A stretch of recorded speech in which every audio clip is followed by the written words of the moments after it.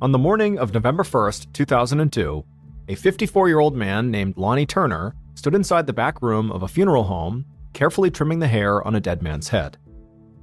Lonnie was the owner and head mortician of the Jones Funeral Home in Navasota, Texas, which is a small town just north of Houston. Lonnie had already drained the blood from the body and filled its veins with embalming fluid. Once he wrapped up the haircut, he dressed the body and then applied makeup, before moving it into its casket for the wake that afternoon. When he was done, Lonnie headed down the hallway and up the steps to his office. The whole time he walked, his feet ached.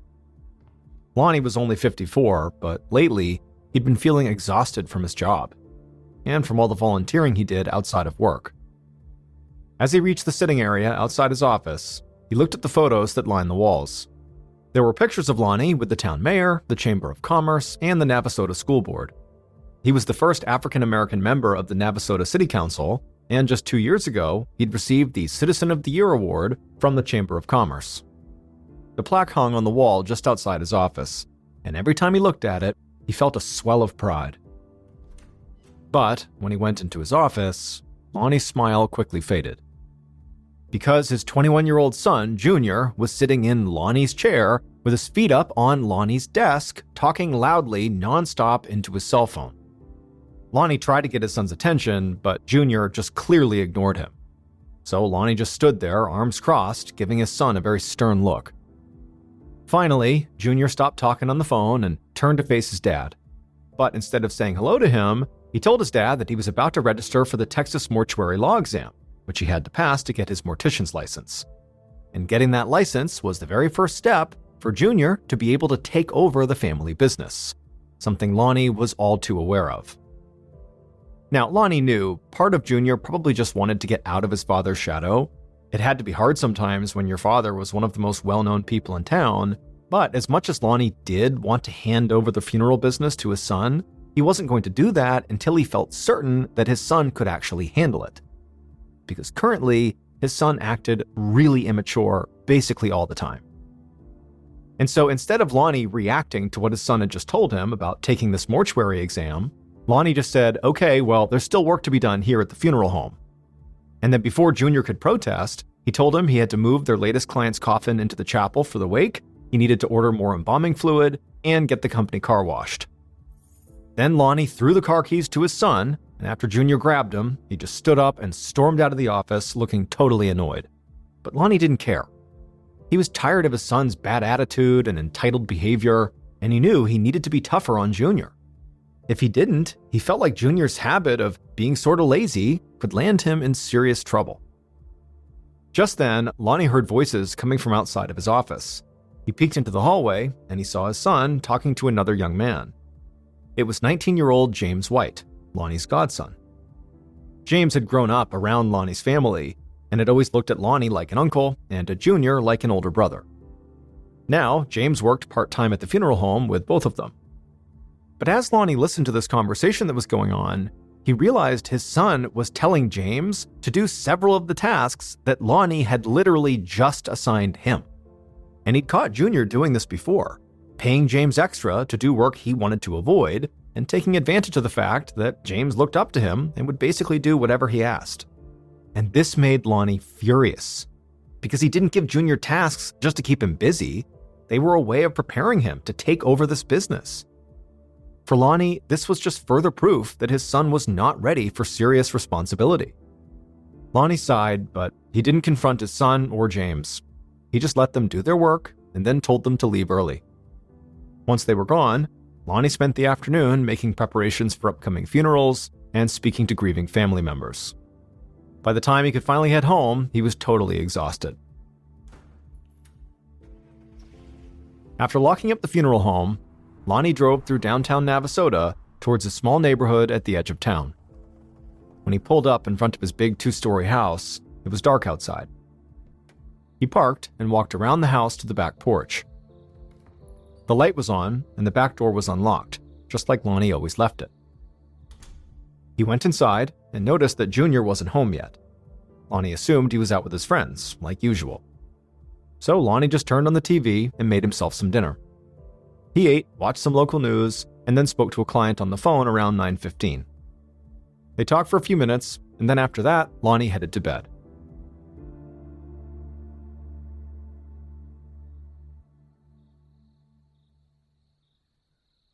And he was so tired from work that day that he fell asleep pretty much immediately. And he was sleeping soundly when suddenly there was this loud creaking noise that woke him up. Lonnie sat upright in bed, confused, and before his eyes could adjust to the darkness, he heard something else. The sound of breathing. Someone else was in the room with him.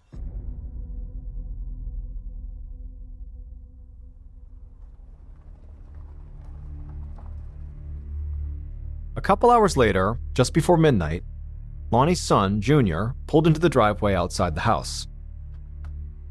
As always, he walked around to the back porch as well. But when he got there, he noticed the porch light wasn't on, and it typically was.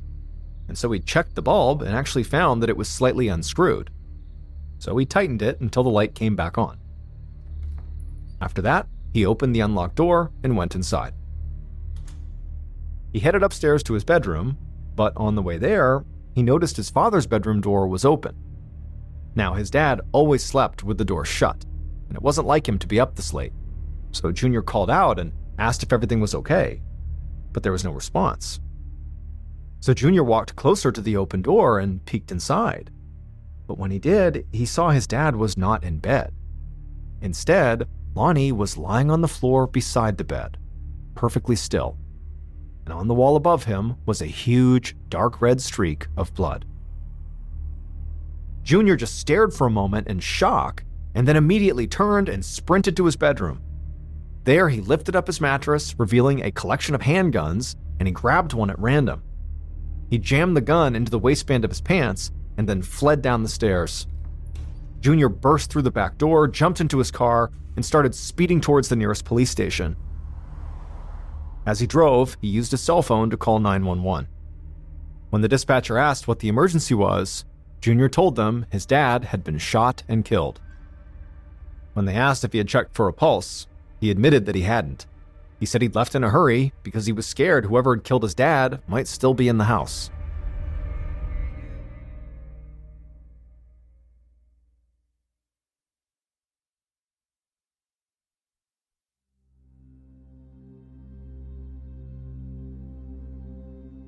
While Junior was speeding to the police station, an officer named Rob Bailey was patrolling the town. It had been a quiet night, that is until his radio crackled, and dispatch told him that a deadly shooting had just been reported at an address on the edge of town, and the shooter might still be inside the building. And Officer Bailey immediately recognized the address, because, like most officers on the Navasota police force, he knew Lonnie and the entire Turner family personally. And so he sped to Lonnie's house, praying that his friend was okay.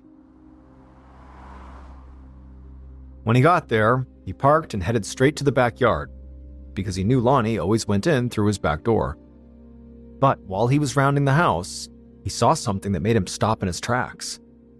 The lights were on downstairs, and he could see someone moving around inside.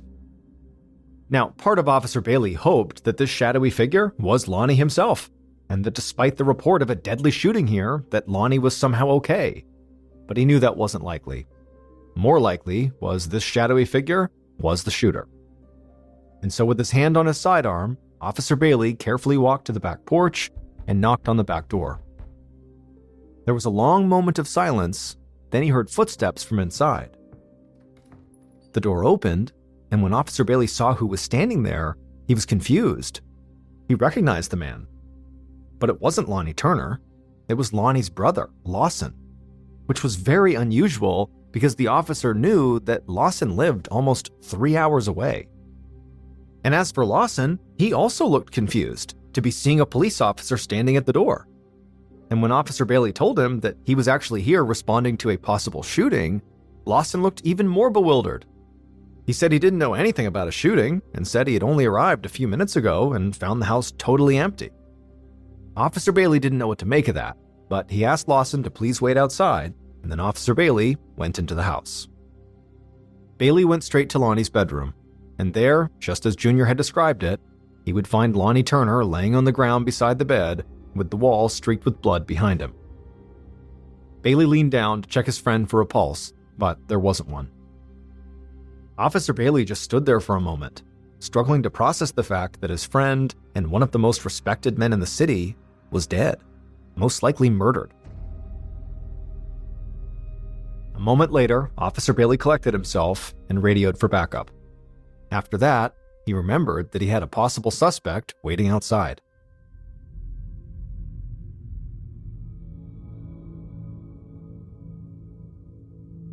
Officer Bailey rushed downstairs and out into the backyard. Lawson seemed eager for news about whatever was going on, but Officer Bailey wasn't sure how much he should say. He was a patrol officer, not a homicide investigator, so he was kind of out of his depth. But he still felt like he had to do something. So he asked Lawson what he was doing at his brother's house. Lawson said he was on his way to Houston and he was planning to spend the night at his brother's house to break up the drive. He said he'd gotten to the house just a few minutes before Officer Bailey did, and when he'd gone inside, he'd called out for Lonnie, but no one had answered. He'd even looked in Lonnie's bedroom and didn't see him, so he figured Lonnie was out dealing with some funeral home business and would be back soon. And listening to this, Officer Bailey literally couldn't believe what Lawson was saying. The walls in Lonnie's bedroom were literally covered in blood, and his brother's body was literally laying on the floor in front of him. It didn't make sense that Lawson could have looked inside that room and not noticed those things. So even though Officer Bailey was not a detective and was not in charge of this case, he wanted to see how Lawson would react to the news of his brother's death. So he just came right out and told him. And when he did, Lawson looked shocked and then totally devastated, and then he broke down sobbing. Officer Bailey watched him, trying to judge if his tears were genuine, but he couldn't tell. But just then, Officer Bailey looked up and saw headlights approaching the house. Detective Travis Higginbotham parked in Lonnie's driveway. Higginbotham worked for the district attorney's office and had been appointed as the lead investigator on this case. He already knew that the murder of a local celebrity would garner plenty of attention, and also the fact that the Texas Rangers, who were the state police, had been called in to help on this case only made it more high profile. And so for Detective Higginbotham, he knew this case could either make his career or break it. Higginbotham got out of his car and met up with Officer Bailey in the backyard, and he was surprised to see another man was sitting outside and crying. Officer Bailey quickly explained the situation, and the detective agreed that Lawson seemed suspicious.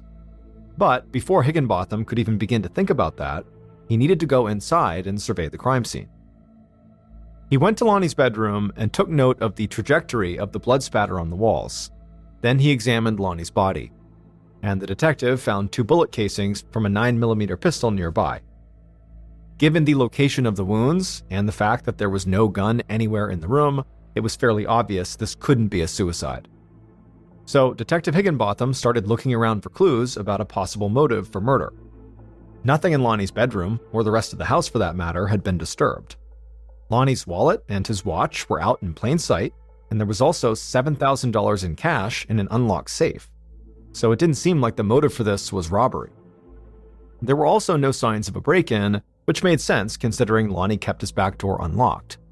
But that also meant whoever killed Lonnie likely knew in advance he did not lock his back door. So it seemed like a working theory was whoever killed Lonnie knew him personally and maybe had some kind of vendetta against him. As he was thinking this over, Detective Higginbotham heard Lonnie's brother, Lawson, still sobbing outside in the yard. And so Higginbotham got up and headed out to question him. Lawson was clearly distraught, and he started by just repeating everything he'd already told Officer Bailey. And like Officer Bailey, Detective Higginbotham found his story to be very suspicious. The idea he looked in his brother's room and didn't notice his brother's body or the blood on the wall just didn't make any sense. So Higginbotham leaned forward and asked Lawson a much more pointed question. Did he own a gun? Without hesitating, Lawson said yes. He actually had it in his car right now. Lawson led Detective Higginbotham to his car and pointed at a pistol that was just sitting out in the back seat. But the detective saw right away the gun was a .32, not a 9mm, so it very likely was not the murder weapon. But Higginbotham did not think that proved Lawson was innocent, so he decided to bring him to the station, not for more questioning, but for a test.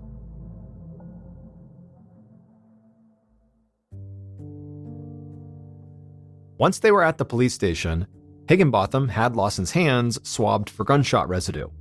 The idea was to see if he had fired a gun recently, like that evening. But the results came back negative. Lawson did not have gunshot residue on his hands. However, that didn't totally rule out the possibility that he had fired a gun that evening, because Lawson could have fired a gun with gloves on. Or he could have just vigorously washed his hands afterwards. And so because Detective Higginbotham didn't have any other evidence against Lawson, he had to let him go for now. But the detective was not totally disappointed, because he had another person of interest waiting for him right down the hall.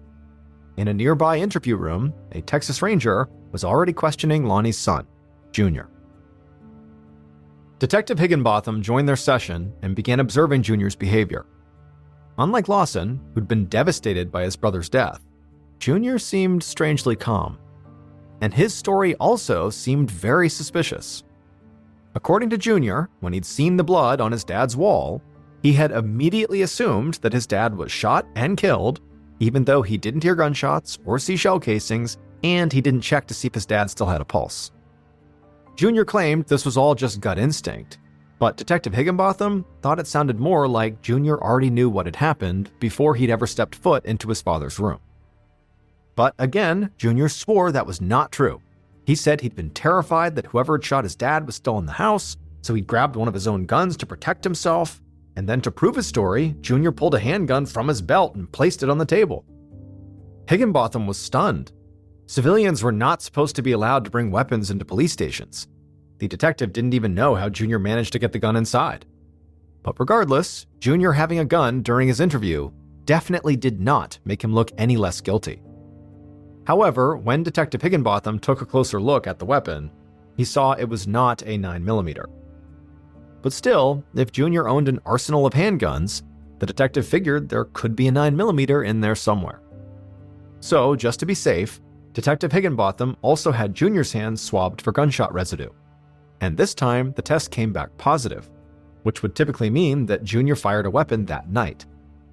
But once again, the results were inconclusive, because in theory, Junior could have gotten that residue on his hands simply by handling the pistol he brought into the station.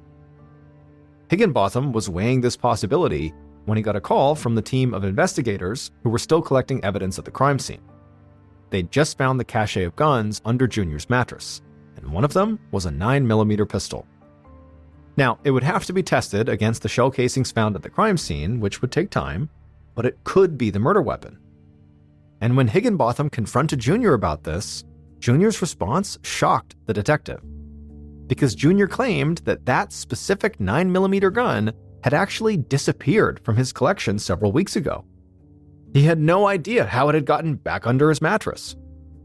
To the detective, this excuse sounded ridiculous, but he asked Junior if, when the gun went missing, did you report it missing? And Junior said no. At this point, Junior's story seemed to be getting flimsier and flimsier. But one thing prevented Detective Higginbotham from arresting him on the spot. Junior claimed to have an alibi. He said he had spent most of the night hanging out with his girlfriend. They ate at a restaurant, then headed to her place for a few hours, and then on his way home after the date, he stopped at a car wash. Higginbotham wrote down Junior's girlfriend's name, as well as the name of the car wash, so he could look into the alibi later. In the meantime, he let Junior go, but promised they would speak again soon. The next morning, Detective Higginbotham made several calls to verify Junior's alibi, and pretty much everything Junior had said checked out. He'd definitely been to his girlfriend's house and the car wash, but there were still small gaps in his schedule where he theoretically could have had time to go home and kill his dad. The detective sighed. Junior and Lawson both had such unbelievable stories. He was sure one of them was lying, but he just couldn't tell which one. Just then, the phone on Detective Higginbotham's desk rang. It was the district attorney, and he had big news. A police officer who'd been cataloging evidence at Lonnie's house had gone on a smoke break, and when he did, he found a pair of gloves and a makeshift mask lying in a creek just 25 yards from Lonnie's front door. Detective Higginbotham's eyes went wide. He knew that if Lonnie's killer had worn that mask, it would probably still carry trace amounts of their saliva, which would contain their DNA. Testing the mask for DNA would take time, but it could potentially solve the case. Higginbotham ended the call feeling much more optimistic about the case. He arranged for DNA samples to be collected from Junior and Lawson so he could compare them to the mask. But almost as soon as the detective did that, he received another phone call. And this one sent him in a totally different direction. That call was from a Texas Ranger who said he'd done some digging, and he had discovered a criminal case involving Lonnie from a few months before his death. Apparently, a thief had stolen several blank checks from Lonnie's office, then made them out to himself, forged Lonnie's signature, and stole close to $8,000 from Lonnie's account. Lonnie found out and pressed charges. And because he pressed charges, this meant the police had copies of those fraudulent checks, and those checks had the thief's name written on them. The thief was Lonnie's 19-year-old godson, James White.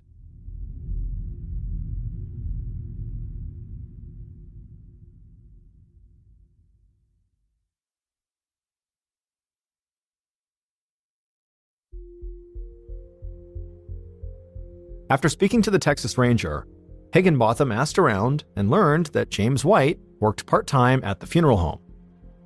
Evidently, Lonnie had forgiven him for the theft, but Detective Higginbotham didn't think that made James trustworthy. In fact, he thought that James could be just as strong of a suspect as Junior and Lawson.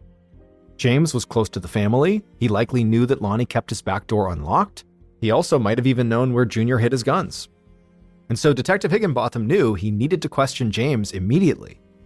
So he made some calls, and before long, he managed to track James down. James seemed very upset about the death of his godfather, but he was very cooperative and answered all of the detective's questions. And he admitted to forging the checks, but vehemently denied any involvement in Lonnie's death. And like Junior, he had an alibi for the night of the murder. James said he had been at a club in a neighboring town with some friends who would all be able to confirm the story. Detective Higginbotham promised to contact them. Then he thought back to the mask that had been found outside of Lonnie's home, and he asked if James would be willing to provide a voluntary DNA sample. And right away, James said yes. Higginbotham collected a DNA sample from James and then headed back to the DA's office. When he got there, he sent James's DNA to be tested alongside the mask, just like Junior's and Lawson's. After that, he went into his office and he found a report on his desk. It was from the ballistics lab. They'd analyzed the shell casings from the crime scene and the 9mm pistol found under Junior's mattress, and they had confirmed what Detective Higginbotham already suspected. Junior's 9mm gun was in fact the murder weapon. Reading this, Detective Higginbotham was ready to arrest Junior right then, but when he asked the district attorney for approval, he said no. The DA said it was too early to make an arrest. With all the attention Lonnie's murder was getting, their case needed to be airtight. So before they made their move, they had to wait for the results of the DNA test on that mask. Detective Higginbotham knew there was always a chance the DNA test results could be inconclusive and get them nothing. So he continued to investigate his main suspects, and he kept an especially close eye on Junior. And in the weeks following his father's death, Junior went on a massive shopping spree with his inheritance. He bought an expensive boat and a luxury car, and he also hired a lawyer, even though he had not been charged with anything. This only made the detective more certain that Junior had to be guilty, and he was about to march into the DA's office and ask for permission to arrest Junior again, but he knew what they'd say. He would need more evidence. But then, 2 months after Lonnie's death, Higginbotham heard from a fellow detective that a different suspect was also behaving erratically. Lonnie's godson, James, had been caught trying to rob a bar, and during the robbery, he hit the owner of the bar with a cash register. Clearly, James was hard up for cash and willing to go to extreme and violent lengths to get it. With this, Detective Higginbotham found himself feeling totally overwhelmed by all the evidence against each of his potential suspects. However, all this evidence was kind of all over the place. He couldn't really put it all together. And so he went into his office, sat down at his desk, and went back over all the information he had about James, Lawson, and Junior. James was a known thief with access to Lonnie's house. He could have easily gotten inside and killed Lonnie during a robbery gone wrong. However, no valuables had been taken from the crime scene, which didn't seem to add up if the motive was burglary. Then there was Lawson. He was literally in the house when police arrived, and his story about looking in his brother's bedroom and not noticing the blood on the wall or the body on the ground was hard to believe. And finally, there was Junior. Junior owned the murder weapon and had gunshot residue on his hands on the night of the murder, and also the fact that he fled the crime scene before verifying that his father was actually dead still just didn't sit right with Detective Higginbotham. And most importantly, Junior stood to benefit the most from his father's death. With Lonnie out of the way, he inherited a significant amount of money and a successful funeral home business. And so Detective Higginbotham was sure he was so close to figuring out who killed Lonnie. And sure enough, just a few days later, the DNA test results from the mask came back. And when Higginbotham saw them, he knew the case was solved.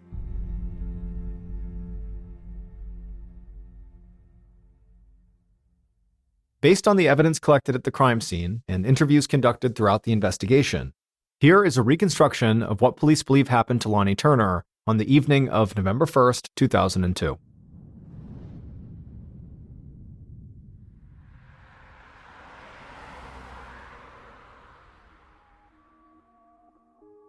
That night, sometime between 9:15 and 10 p.m., the killer drove into Lonnie's neighborhood with their headlights off.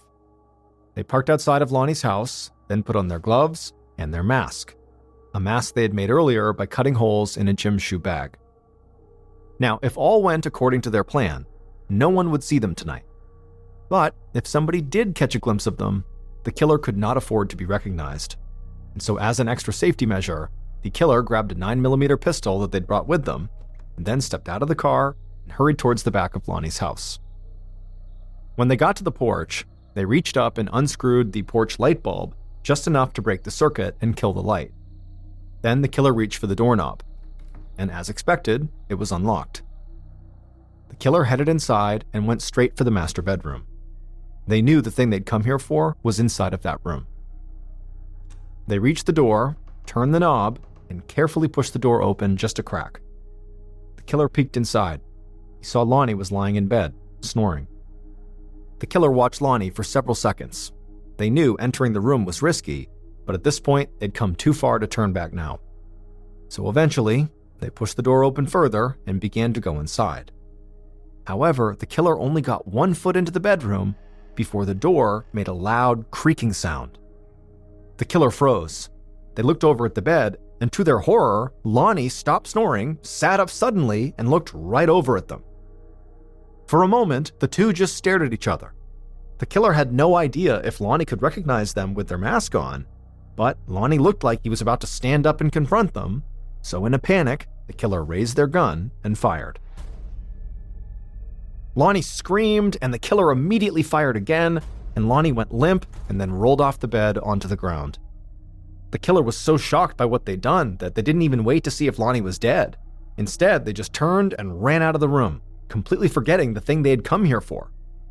And the killer was almost out the door and out of Lonnie's house when they realized they couldn't just flee the scene while carrying the murder weapon. So they ran back inside, went to another bedroom, lifted up the mattress, and dropped the gun underneath. After that, the killer sprinted out the back door, tore off their gloves and mask, tossed them in a nearby ditch, and then jumped into their car and sped away.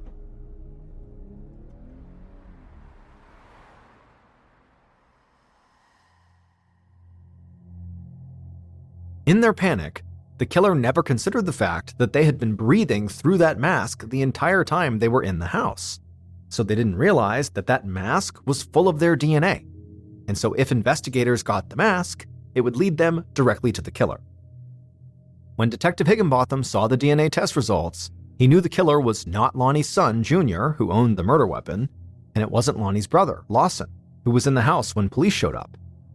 Instead, the killer was James White, Lonnie Turner's 19-year-old godson.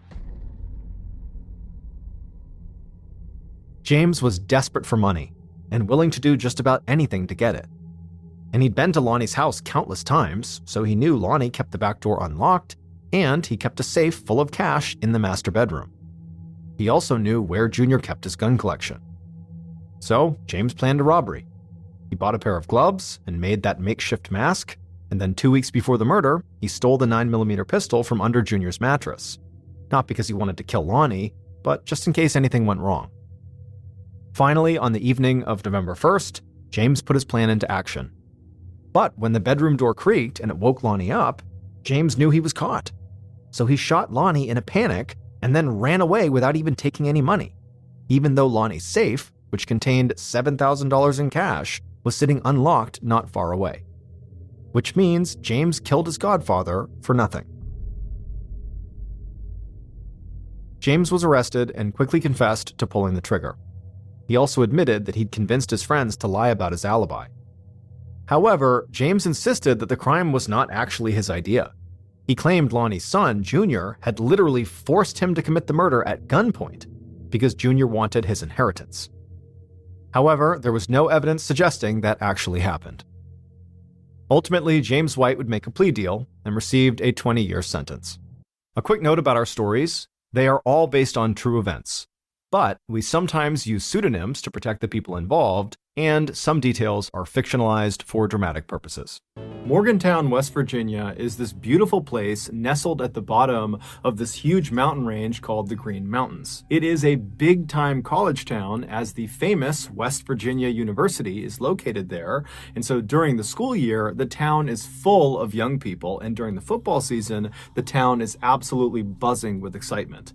But the college is not the only reason people live in Morgantown. Lots of families choose to live there because there's so much to do year-round. Also, it's relatively safe, and in general, it's an up-and-coming place with new shops and restaurants and museums popping up every single year. But despite all of that, Morgantown is also known for something absolutely terrible, and that is the story of Skylar Neese. In 2012, 16-year-old Skylar Neese was a sophomore in high school in Morgantown, West Virginia. She was a straight-A student, and she worked part-time at a Wendy's, which is a fast food restaurant chain, and by all accounts, she was extremely well-liked by her peers, her co-workers, and had many, many friends. She was the only child of Mary and David Neese, and they absolutely adored her. David, in particular, who was this big, burly man's man, he said that he spoiled his daughter rotten. The parents would say their daughter was full of love and life, and she was fiercely loyal, and at times she could be absolutely hilarious. One of Dave's fondest memories is when Skylar was a very young girl, he was home taking care of her by himself. And that morning, as he's looking after her, she asks him if he will participate in one of her trademark tea parties. And so David, the ever-dutiful father, walks over and says, "Of course, I'll participate in your tea party." And he sits down in this little tiny pink chair, and his daughter, who's got her ballerina tutu on, she's across the table and she's all smiles, and she sits down in her little pink chair, and she hands him this little plastic teacup. And so he takes the teacup and he sees there's water already inside of it. And so he sips the tea inside of the cup and he says, "Oh, it's so good, honey. You did such a good job brewing this tea." And Skylar is just blushing. She is so happy and so thrilled that he liked her tea. Later that night, when Mary came home from work, she goes to her husband, Dave, and says, "Hey, how did it go? How was it looking after Skylar today?" And Dave would tell her about all the things they did, including their big tea party. And he would tell Mary that, this time she actually put water inside of the teacup, so it was actually like a real tea party. And Mary stops him and goes, "Dave, Skylar's not tall enough to reach the faucet. How could she have put water inside of those cups?" And it turned out Skylar was using toilet water to fill the teacups. Fast forward to 2012, and on the night of July 5th, 16-year-old Skylar Neese had just finished a night shift at the Wendy's restaurant, and she just got home. She walks through the front door of her family's apartment, and as soon as she gets inside, she tells her parents she's really tired, she wants to go to bed. And so she hugged both of her parents, she told them that she loved them, and then Mary and Dave watched their daughter walk down the first floor hallway, and then they watched her open her bedroom door, go inside, and shut it behind her. The following morning, Mary and Dave both had to work, so they were up early, and Skylar was not up. She was still in her bedroom, her door was still shut, and so they assumed she was just going to sleep in. And so Mary and Dave, they make breakfast, they're chatting, they're kind of doing their morning routine, and then when it was time to go to work, they decided, let's not bother Skylar, she worked late last night, let her sleep in. And so the parents, they leave without seeing or talking to their daughter. Later that afternoon, Dave would come home early from work, and he gets to the apartment, he goes inside, and it's quiet. Now, Mary was still at work, But Skylar, at this point, really should not have been asleep. It's like 2 or 3 o'clock in the afternoon. And so he's thinking, she's got to be up around here somewhere. And so he yells out to his daughter, hey, I'm home. Where are you? What are you up to? But there was no response. It was just silent. And so he walked down the first floor hallway towards his daughter's bedroom, and he saw the door was still shut. Now, she only kept that door shut when she was sleeping. And so he's thinking, okay, I guess she must still be asleep. This is really late in the afternoon. So, I'm going to knock on the door and see if she's okay. And so he knocks on the door and says, hey, Sky, it's late in the afternoon. You got to get up.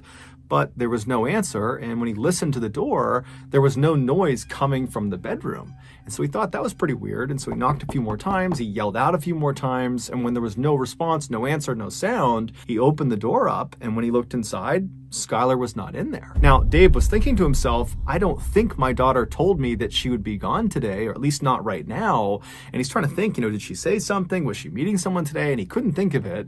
And so he just pulled his phone out and he called his daughter, but she didn't pick up. So he called his wife, Mary, and Mary's at work, and Mary picks up, and Dave asked her, hey, have you seen Skylar, or do you know where she is right now? And she would say, no, I don't know where she is. Maybe she's out with one of her friends. And so after Dave hung up the phone with his wife, he wound up calling one of Skylar's very closest friends. Her name was Sheila, and she had known Skylar since they were in second grade. They were practically inseparable, and he had a good relationship with Sheila. And so he just calls Sheila, and he says, hey, I haven't seen Skylar. She's gone right now. Do you know where she is? And Sheila would say, no, I'm sorry, I don't, but I did talk to her last night, but, there was nothing unusual about our interaction. It was just normal texting about, normal stuff.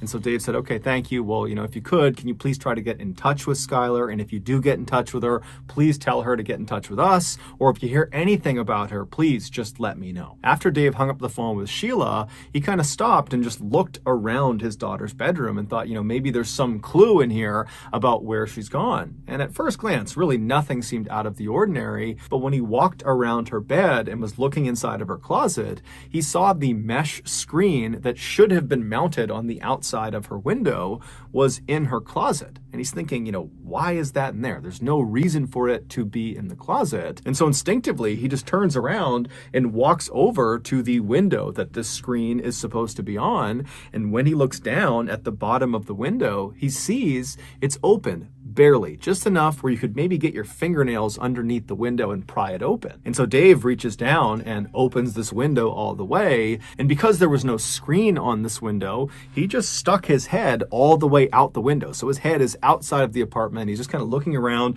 looking for some explanation of why this screen had been removed and put in her closet. And he got his explanation when he looked straight down and saw on the grass outside, just several feet below this window, because this is a first floor window, there was a bench, and the bench clearly had been moved there recently. For Dave, even though he had never heard of his daughter sneaking out of the house before and really didn't think that was something she would do, he's looking around thinking, okay, the evidence in her room and now outside of her room really indicates that that is exactly what she must have done the night before. She must have snuck out. But as he's processing this, he's also thinking, okay, well, if she snuck out of the house last night and then, snuck back into her room, why didn't she replace the screen on the window? And why didn't she close the window all the way? And then this morning, before she left to go wherever she went, why didn't she go outside and move the bench from under her window back to where it was supposed to go to avoid suspicion? Why didn't she do that? And then it dawns on him that his daughter must have snuck out the night before, but not come back yet. She's still out wherever she went. Dave was very concerned. However, he's thinking maybe there's a better explanation. Maybe I'm jumping to conclusions. Maybe she didn't sneak out. And so he calls his wife to kind of just talk with her and figure out what they should do. And they decide, you know what, this is concerning, but let's just give her a couple of hours to turn back up again. I'm sure she's fine. And so they begin to wait. And then at 4 p.m. that evening, Wendy's, the restaurant where Skylar worked, called Dave and said, hey, have you seen Skylar? She was supposed to work today and she didn't show up. She didn't call. It's very unlike her. What's going on? And this was the tipping point. Dave and Mary knew something had to be wrong, and so Dave called the police. Long County 911, do you have an emergency? I have a 16-year-old daughter who apparently snuck out of her room last night. She has not been home, hasn't went to work, can't get a hold of her from any of her friends. I am scared to death. Has she done this before? No. After Dave got off the phone, he and his wife began kind of frantically figuring out what they should do. While the police are out looking, should we go out and look too? Or should we stay here in case she comes home and, maybe she's hurt, maybe we can help her if she gets here. And so they're having this really difficult and stressful conversation when Mary's phone rings and it's Sheila. And so Mary immediately answers it, hoping for some good news about her daughter. But Sheila asks Mary right away, hey, has Skylar come home yet? And Mary says, no, she hasn't. And in fact, we just got off the phone with the police because this doesn't make sense. Something's wrong and we're getting the police involved. And so when Sheila hears this, she kind of takes a deep breath. And then after a little bit of a hesitation, she says, Mary, I gotta tell you the truth about last night. She would go on to explain that the night before, Skylar had snuck out of the house, and so had she, along with their other very close friend named Rachel. And Rachel was someone that Mary and Dave also knew very, very well. The three girls were kind of like best friends and totally inseparable. And so Sheila said the three of them snuck out, and in fact, they did this a lot, and they would drive around town and smoke marijuana together. But this was not the big reveal. Despite this being fairly shocking to Mary and Dave, this was not the big reveal. The big reveal was that when they went out and snuck out of their houses and smoked weed together, they would make sure they never drove their car. Whoever was driving would never drive directly in front of any of their houses because they were concerned that the noise from the car could wake up parents and then they'd get caught. And so the way they would do it is after they snuck out of their house, they would walk a block or two away from their house and then they would call or text the other two and they'd get picked up and they'd go do their thing. And then when they got dropped off, they would get dropped off a block or two away from their home and then walk the rest of the way. And so Sheila told Mary that last night, like so many other nights, she dropped Skylar off about a block away from their apartment, and then Sheila and Rachel drove off. So they did not actually see Skylar enter her apartment. So they don't know for sure if she actually made it home okay. And so this was obviously horrifying for Mary and Dave to hear because it totally opened the door for their daughter to have been abducted during this walk from the drop-off point back to her apartment.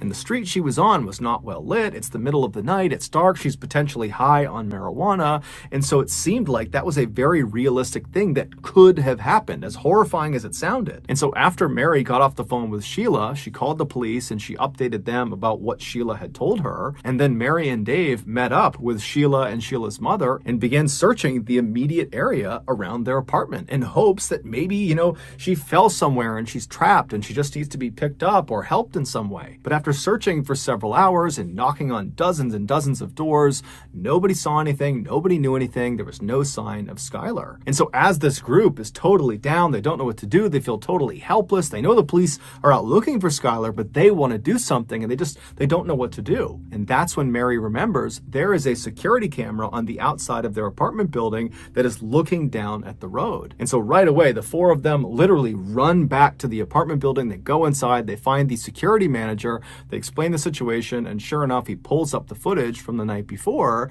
and the footage they see doesn't make sense. Sheila had dropped Skylar off on that corner, kind of out of view of the camera at around midnight. But at 12:30, so 30 minutes after she's been dropped off, you see this unknown kind of generic looking car pull up right in front of the apartment complex. And then Skylar comes running across the lawn, goes right up to the car, opens the back door, hops in the back seat, shuts it, and the car drives off. Even though this did not solve the mystery of where their daughter was, because they had no idea what car this was, who was driving it, or where they were going, Mary and Dave still felt relieved because from their perspective, it seemed like their daughter had willingly got into this vehicle. Whoever it was, whatever they were doing, she had gotten in on purpose, which meant she probably was not being abducted, which was their big fear. Over the next couple of days, the police analyzed this footage and tried to get information about this car, but the footage was so grainy, they couldn't do it. However, the police were telling Dave and Mary, hey guys,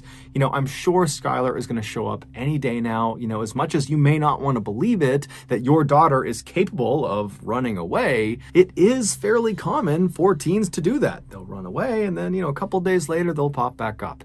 And so I'm sure that's what's going on with Skylar. She chose to get in that car. And so I'm sure she will choose to get back in touch when she feels comfortable. So a couple of days go by and the parents haven't heard anything from their daughter.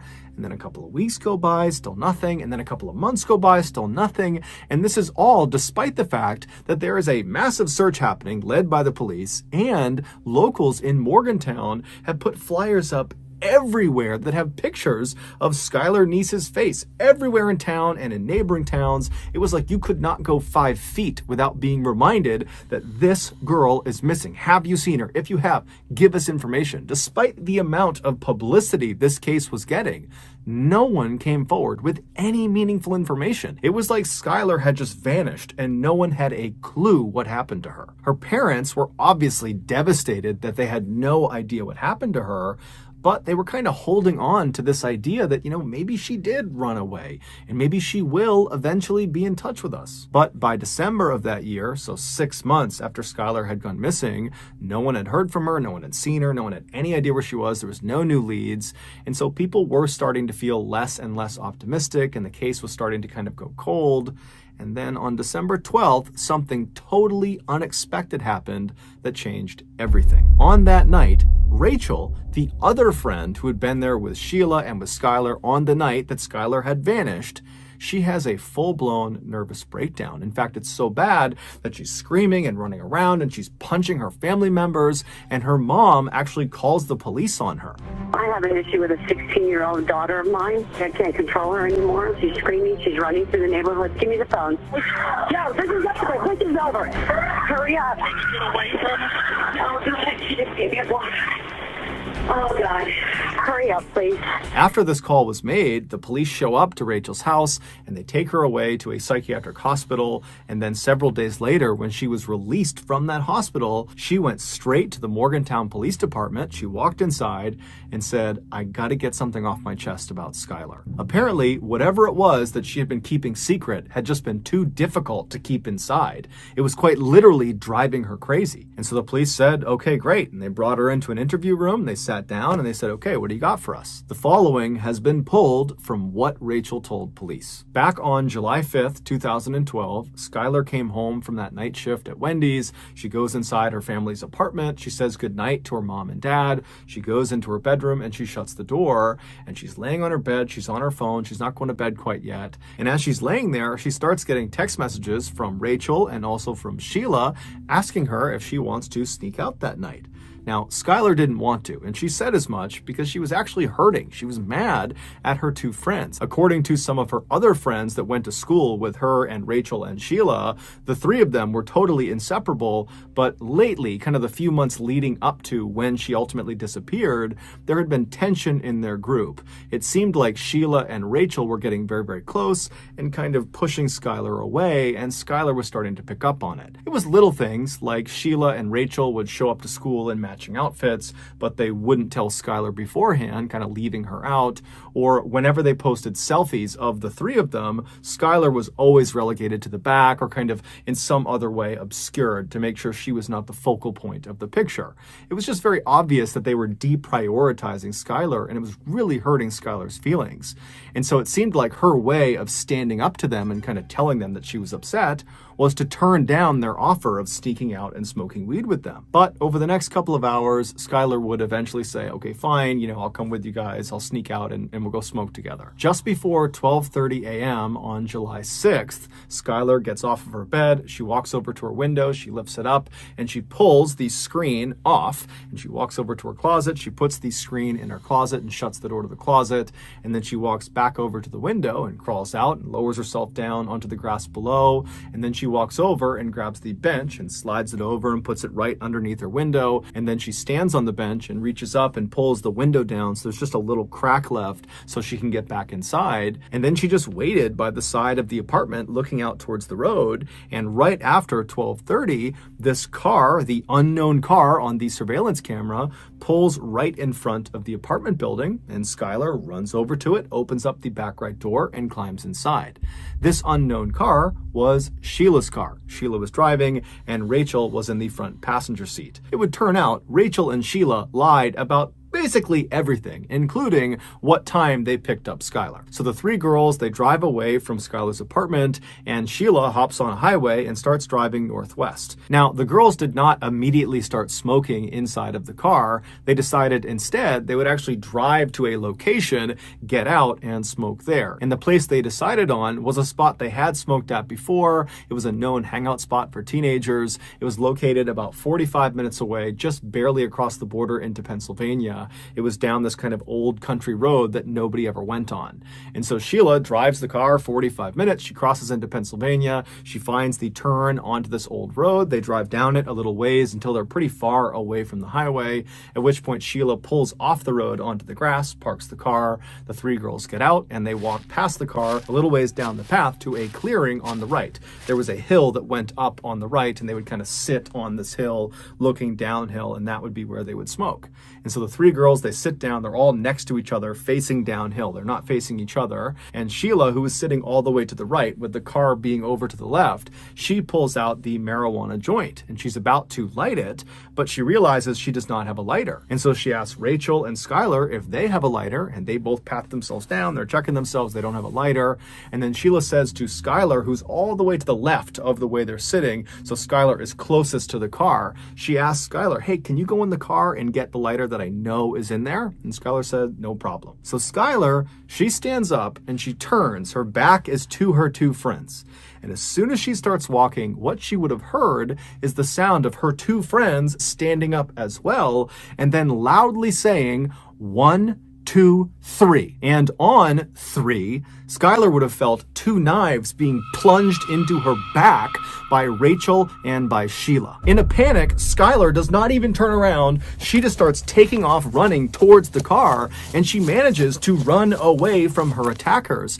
But because of her grievous injuries in her back, she eventually slows down, at which point Sheila tackles her from behind. She gets her on the ground, she pins her on her back, and Sheila is trying to stab Skylar, but Skylar is doing her best to keep the knife off of her. But at some point, Rachel comes running up beside them, and between Rachel and Sheila, they manage to hold Skylar's hands down, at which point Sheila and Rachel began taking turns stabbing her in the chest and in the neck. The whole time, Skylar is trying to defend herself, but it's impossible with these two on top of her. And at some point, she just kind of gives up and she says, why are you doing this to me? Why are you doing this to me? But they don't give her a reason. They just keep on going. And eventually, Rachel stops stabbing Skylar, but Sheila doesn't. Sheila keeps on going until, quote, her neck stopped making gurgling sounds. And then once Skylar went still, Sheila stood up like it was nothing, and she and Rachel just walked away from her body back to the car. They went around to the trunk of the car, they opened it up, and inside was shovels, bleach, trash bags, rags. They had brought along a kill kit because they knew what they were going to do this night. And so they start by cleaning themselves off. They get the blood off of them and off of their weapons, and then they take the shovels and they walk a little ways off of the road, kind of into the woods, and they try to dig a grave, but it would turn out the ground was too hard. And so they abandon the grave idea and just grab Skylar's lifeless body and drag it just about 6 feet off of the road and kind of chuck it against a log. And then they threw boulders and sticks and anything they could on top of her body. They don't know if she's still alive at this point, so they're potentially dealing the fatal blow with these rocks and logs. They cover her up until she's totally obscured.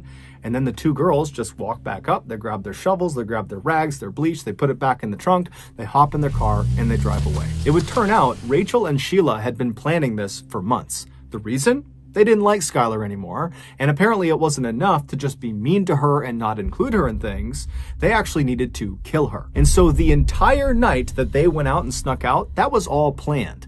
They knew Skylar did not want to come out and sneak out with them because they knew she was upset with them. And so they said whatever they had to say to convince her to leave her house and sneak out with them. And so she did. She snuck out. And when she got in that car, Sheila and Rachel had their knives already in their front pocket of their sweatshirt. t-shirt ready to go. And on their ride to this spot in Pennsylvania, Sheila and Rachel acted like, oh, let's just go to this spot and smoke, when in reality, this was planned too. They wanted to make sure they were far away from Morgantown when they killed Skylar. And so when they got there and they walked down to their spot to actually begin smoking, Sheila and Rachel had intentionally not brought lighters, and Sheila had left a lighter in the car specifically so she could ask Skylar to go get it. Because the plan was, as soon as Skylar gets up to get that lighter and her back is to us, Sheila and Rachel had promised each other that they would count to 3 and then attack her. Ultimately, Rachel would be sentenced to 30 years in prison, but she'll be eligible for parole in 2023. And Sheila would be sentenced to life in prison, but she would also be eligible for parole in 2028. During their trials, Rachel was very remorseful and even gave an apology to Skylar's parents during the sentencing phase. Sheila, on the other hand, smirked during her trial for most of the time. She was smiling and totally making light of it. She said she didn't do it. She was totally not remorseful, and she did not offer an apology to Skylar's parents. She did, however, leave an unbelievably cruel message on Twitter. In March of 2013, when the police came out and officially said, we have identified the remains in the forest in Pennsylvania as belonging to Skylar Neese, when that announcement was made, just a couple of days later, Sheila tweeted, we really did go on 3. Sheila was arrested 1 month later.